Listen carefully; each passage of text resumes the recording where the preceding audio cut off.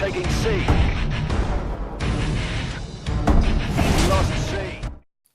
Hello YouTube, this is World War Blackhouse Pro, and today I have a very fast-paced DNA bomb for you guys. I do go 53-0 in this gameplay, so a flawless DNA, and they're all gun kills, so that's even better. Makes it much better, and it's very fast-paced, especially towards the end, because I get in their spawn, because at that point I figure, okay, I've already got the DNA bomb, I might as well just, go in their spawn, try to get as many kills as possible, and I'm not really worried about taking another death, or taking a death, or... So, this is pretty good gameplay here, and yeah, it's one of my best DNAs I've gone so far. So, this is my 8th DNA. I mean, I've been getting DNAs a lot easier than I have in the past. I'm not really sure why. Probably because my KD is like a .6 or something. But I'm not really sure. It probably has something to do with reverse boosting though.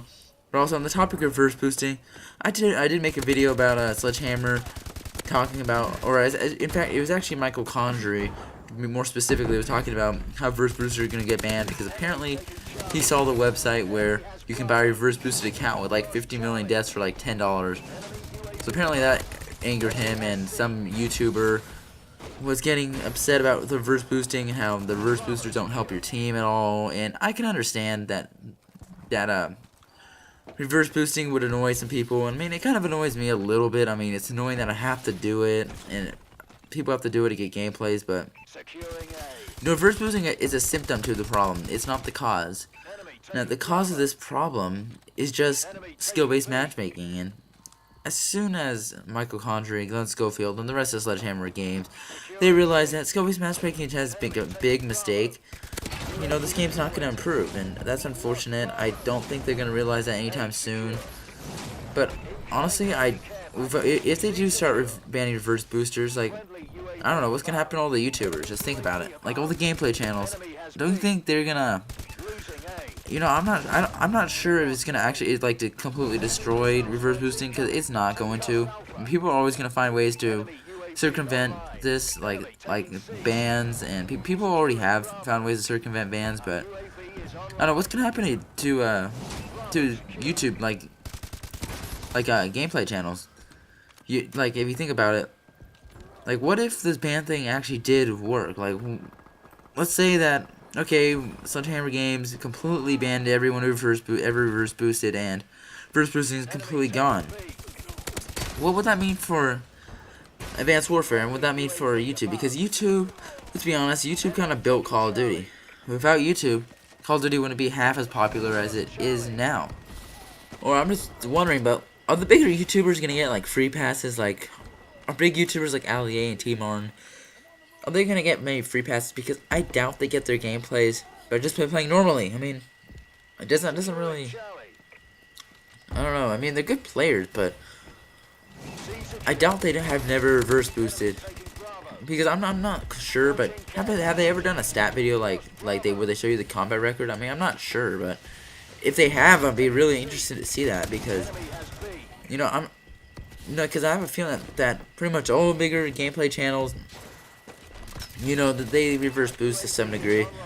All the DNA bombs you see on YouTube reverse boosted, and if Sledgehammer does succeed in getting rid of reverse boosting, well, they're just kind of preparing their own downfall in a way, because Advanced Warfare is pretty much gonna be dead on YouTube if they do that, which would be unfortunate. I mean, sure, this game's not great to begin with, but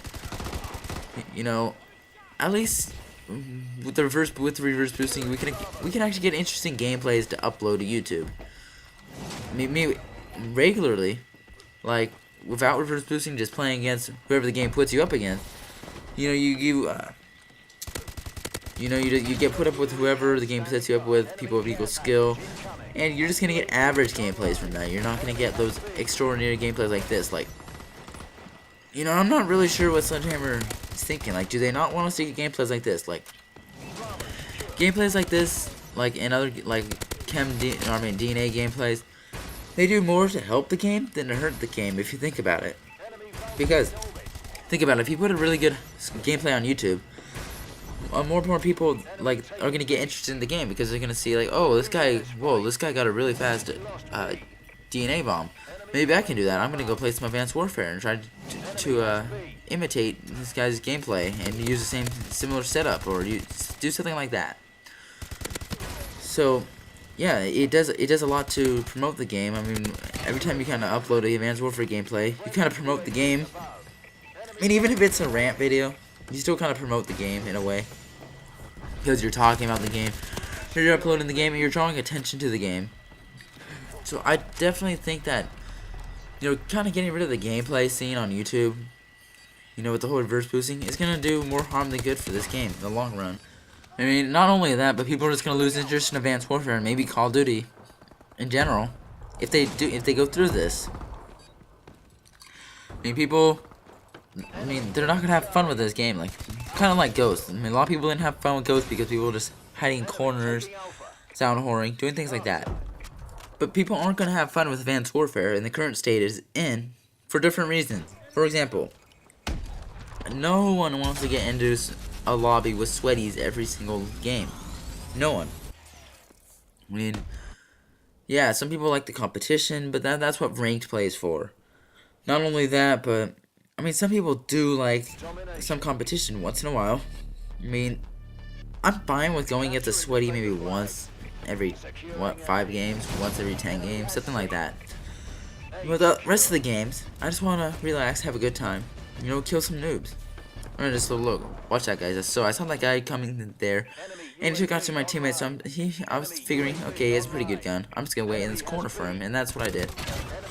I mean, it's always better to hide in corners when you know someone's coming rather than face them head on. So it's kind of always been like that in Call of Duty.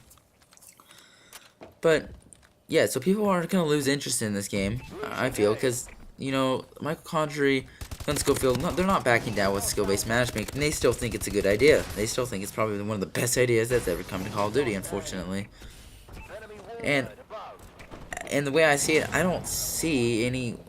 I don't see advanced skill-based matchmaking going anywhere anytime soon. It's unfortunate, but looks like it's here to stay, at least for now. I mean, I'm not sure what it's gonna take for Sledgehammer Games to realize that, you know, skill-based matchmaking is killing this game, because there's a huge community backlash against it. So I'm not sure why. I'm not sure why it's still in the game, because if they were listening to us, if they were listening to the community, they would address that issue.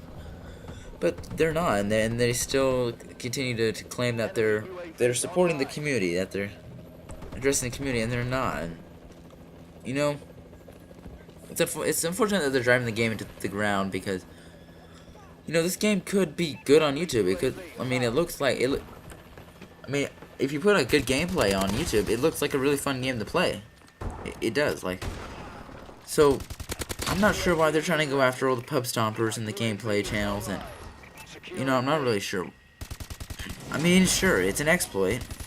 I mean, reverse boosting at the very least is an exploit, if not cheating.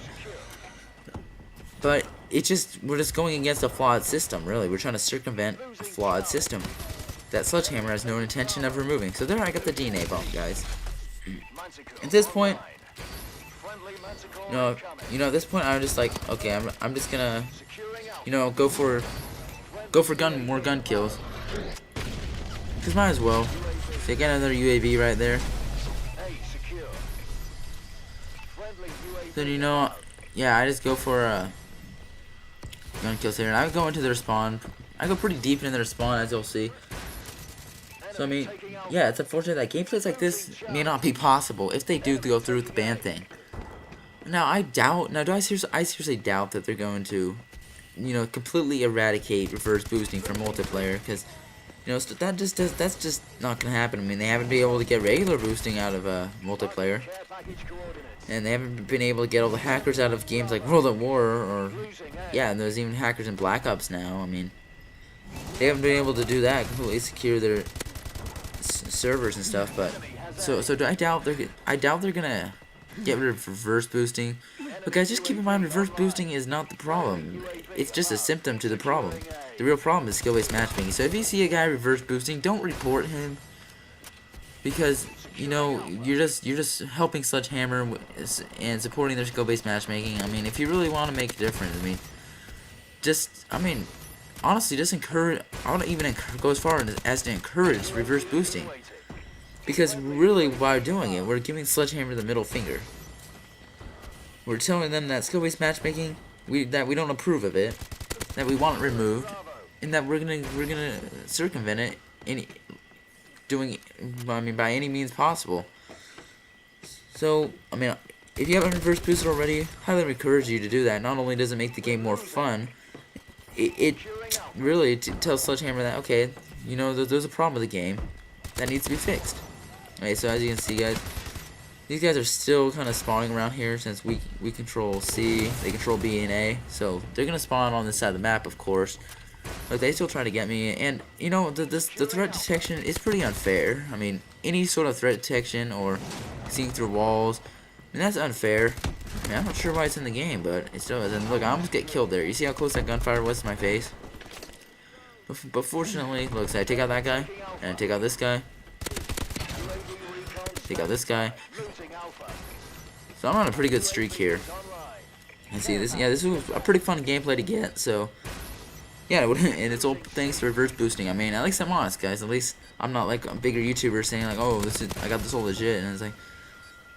So yeah, it does make the game a lot more fun. I mean, remember, guys, I was about ready to give up on Advanced Warfare, and I almost did. But then I discovered reverse boosting, and it's really helped just improve the amount of fun I've had on this game. It brought that fun factor back to Call of Duty. So anyway, guys, if you enjoyed the commentary, don't forget to like and subscribe.